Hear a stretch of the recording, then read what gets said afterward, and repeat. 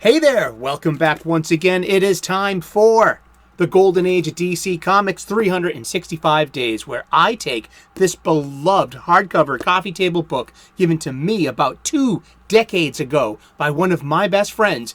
This has been surfing my coffee table ever since. Seriously. And I thought it would make a great excuse to have comic book shop style conversations with you right in here, right now. I miss those conversations, and if you love comics as much as I do, you probably do too. This is a 2004 Abrams publication, curated and written by Chip Kidd, Les Daniels, and Geoff Spear. You can find the description. You can find a link to the description to the Amazon page. You can get your own copy. Used about $8 and up to about brand new, I believe, $25. Either way, it will look great on your coffee table, and it makes a great gift. The intention of this program is to go through this book a page a day and do this for its intended purpose. I'm going to open the book up. Come to today's date, we're going to look at some comic book art. We're going to read the blurb, and then we're going to talk about comic books. And we're going to talk about comic books every day for the rest of the year. All right, let's get to it. The Golden Age of DC Comics runs 1938 through 1955. That covers the end of the Great Depression and World War II and entering the space race. And that's a lot of human history, along with American history, and then through this pop culture lens of magazine publication. There's a lot to unpack here. I love this subject, and I hope you do too. Come with me on this little ride. Okay, but here's a caveat. I call this the escapism caveat now. Escapism is just as important as activism. Activism has its place, and the world has its problems. But guess what? We need our activism just as much as we need our escapism, just as much as we need our activism. It is the balance to that. So to keep putting activism in our sports, our comic books, this constant need for activism to bully us out of our escapisms. It's not right, and I'm against it, to be honest. So I'm for escapism. We need these few moments away from this world and its worries. You know, be a space alien, a space pirate, a ranger in the forest like Aragorn. You know, ride a sandworm like Muad'Dib. You know, just fly an invisible jet like Diana Prince. You know, command the elements like Aurora Monroe, Storm of the X-Men. You know, it's out there, and then you can identify with all these characters. Escape, you know, as the Clash said in that clever song, "Shed this skin." And let's get to it. Today is it's June. It was a J thing. J, yeah. It's June the 23rd, and this is story by John Broome and art by Erwin Hansen from All Star Comics of June-July 1948. And it's we got 2 ladies here, and these are superheroes in 1948. Well, actually, the other one is very recognizable as Black Canary of the Justice Society of America. That's Dinah Lance, or is that Laurel Dinah? Which one? We're gonna look this up real quick too, because there are 2 Black Canaries, and we're gonna talk multiverse again. But this is the original Black Canary. The other lady, her name is the original Harlequin. Not Harley Quinn, but Harlequin. We're going to get into that too. Alrighty, so we're going to read the blurb, but first let's read the page. Meanwhile, unaware of the tragic fate of the Justice Society members, Black Canary and Harlequin have made an important find that the tunnel from which the Liberty train vanished runs right past the abandoned mine headquarters of the Injustice Society Gang. Yes, the Injustice Society Gang. Whomever they are, I guess they're the bad guy group to counter the JSA.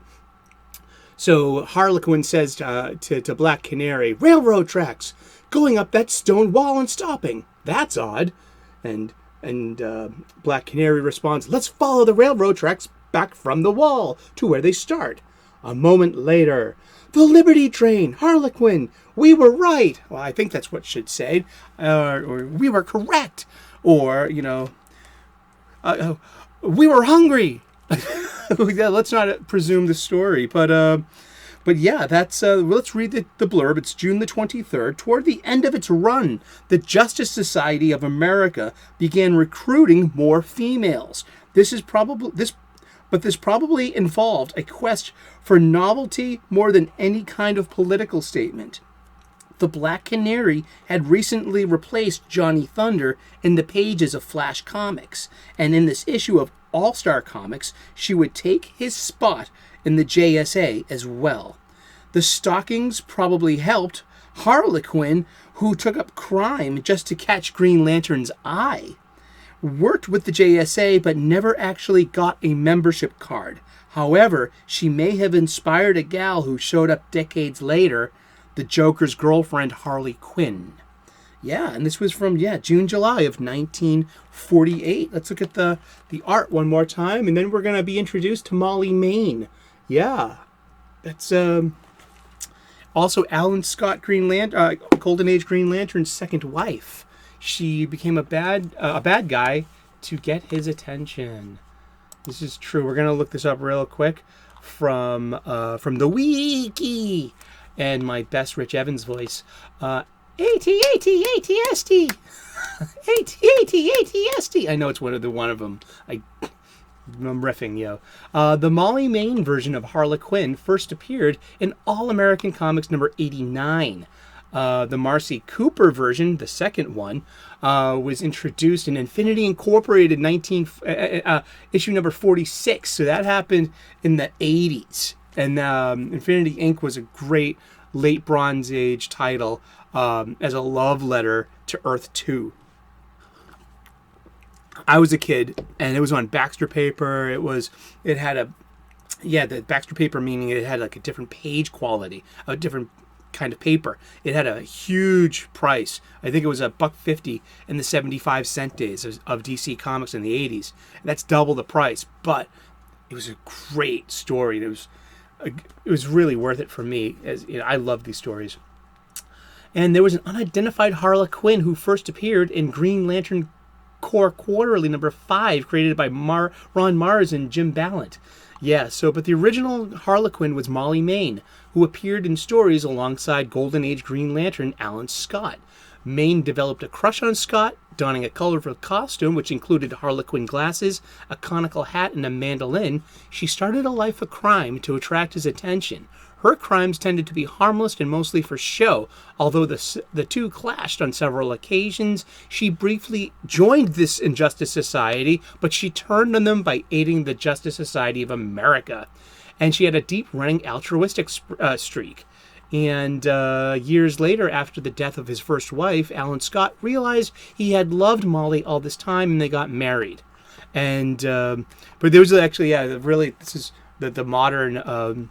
This is a Copper Age story when we're using Alan Scott and we're trying to justify his youth, but his wife keeps aging.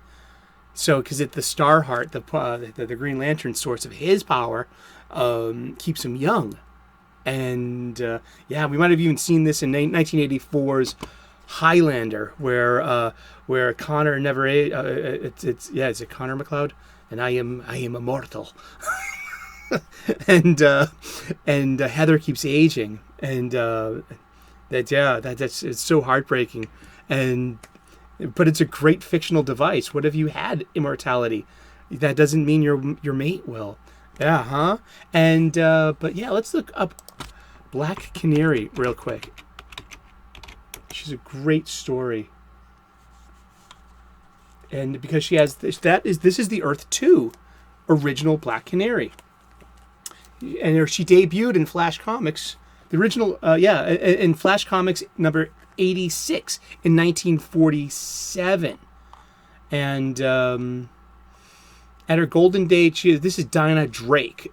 And Black Canary was the alter ego of Dinah Drake and participated in crime-fighting adventures with her love interest and eventual husband, Gotham City detective Larry Lance. And initially the character was a hand-to-hand fighter without superheroes who often posed as a criminal to infiltrate crime gangs.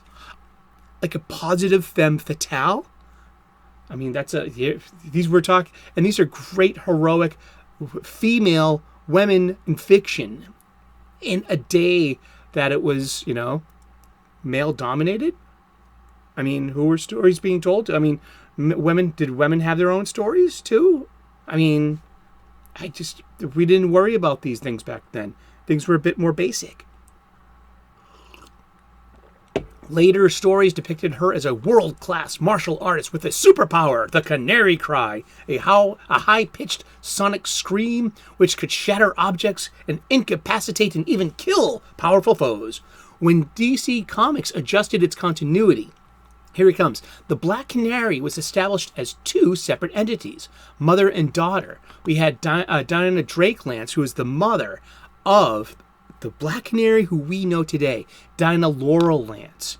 The story since the Silver Age focused on the younger Black Canary and ascribing her superhero abilities to a genetic mutation. So this is right. So our current Black Canary, who is the girlfriend of and the long-suffering girlfriend of Oliver Queen, the Green Arrow, since the Silver and Bronze Age. She came from Earth 2, and she migrated. She immigrated over to Earth 1, and that's and she was I think she had her heart broken or something. Someone died, and she came over here to Earth 1, or here to Earth 1. We're Earth Prime, if you wanted to know. But yeah, so we just talked about Black Canary and Harley Quinn for a second, not to be confused with Harley Quinn, Dr. Harleen Quinzel, who premiered in the Fox television kids show Batman the Animated Series by Bruce Timm and Paul Dini. Paul Dini and Bruce Timm. Stay tuned for flubs. It happens all the time. As Joker's girlfriend, as an Arkham Asylum psychologist who falls in love with the Clown Prince of Crime, helps him escape and becomes his gangster's Maul, which was a different feminine archetype, which kind of started in the Golden Age as well. We've been talking about the Golden Age of DC Comics, and we're going to talk about comic books every day for the rest of the year. So tune in tomorrow, 3 p.m. U.S. Eastern, and we will find out who we're talking about when we turn the page tomorrow. Please like and subscribe. Turn on that notification bell. It'll let you know when 3 o'clock U.S. Eastern is. And we can talk comic books. We also talk about spirituality and gratitude. I'm an ordained minister, an amateur theologian. We get spiritual. Hashtag lighten up. It's we're talking about a little bit of enlightenment and how gratitude can fit in your daily life. I'm a professional chef. I make cooking videos, so tune into my playlist, What's Cooking, and also I take pictures of bunnies first thing in the morning eating their breakfast. It's so cute. So thank you so much for tuning in. God bless. Namaste. Good luck. And we will do this again tomorrow. See you in those funny pages. All right? Bye-bye.